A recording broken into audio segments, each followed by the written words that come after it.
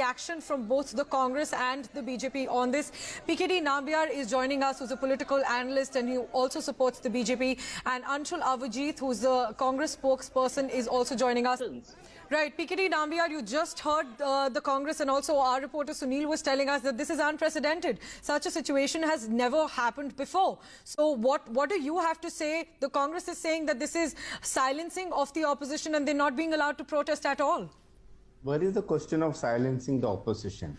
The government on the floor of the House was very clearly said that it is open to discuss any issues which is related to whether it is GST or the price rise. They also said that it is if the only thing is that they have asked for some more extra time because of the finance minister is unwell.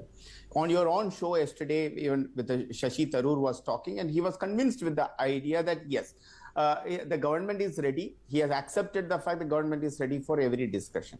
Now, the problem is that the Congress is that they wanted either my way or highway. That cannot happen in a democracy. Democracy is all about consensus, coming together, discussing and debating.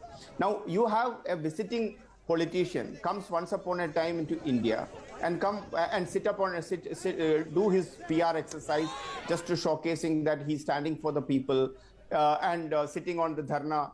And on the one side, if Sonia Gandhi is looking for, Rahul Gandhi is looking for an entitlement in every kind of possible way that how can ED or for that matter, any kind of an enforcement authorities can even touch them or call them. I think it is the right of the opposition to raise such kind of an issue. That is the reason they have been elected for. But the problem is that they not just wanted to have a proper discussion and debate, rather than it's not the place where you go and do an agitation. Parliament is not a place for an agitation. They say they're not allowed to do a proper discussion and debate in the Parliament. They're not allowed to raise these issues, is what the Congress is saying, and that is why they've come to the streets. Priyanshi, what all I am saying is that they should be in the street. If they are genuinely concerned about the price rise, they should be there across the country on the streets, raising this issue. But the only problem is that in Congress, like if you have seen in the 4 members of the Congress who has been suspended yesterday, they were more of like, they were with the placard and just making like a street fight. That is not the purpose of the Parliament. The Parliament is, we have all elected and sent those people to discuss, debate and get legislate laws on behalf of us. Not just to make a placard and make a violent protest within the Parliament. Now, coming to the second part of it, I was talking about the entitlement. What are this whole Congress and the Congress community is trying to fight? The fighting is that if there is ED has called somebody for a particular investigation, which of course we know that Rahul Gandhi went through. That time what happened in Delhi, we all know. Now Sonia Gandhi is going through a due process of the law. Where is this question of political vendetta? Where is this question of why you are on the street? You be on the street on the price rise. I support the Congress. Do that. That's the role of the opposition. We want to be in the Parliament fighting, on that issue, you are Nambiar.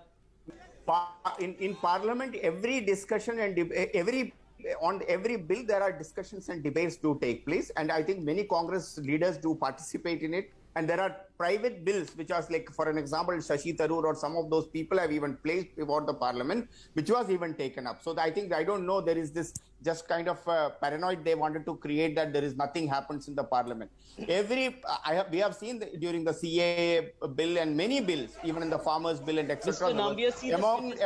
Can I complete, Abhijit? Then of course you can respond. There is enough discussions and debates were happening. Now every bill needs to go through a parliamentary standing council. That is, I am not a parliamentary expert, as Abhijit said.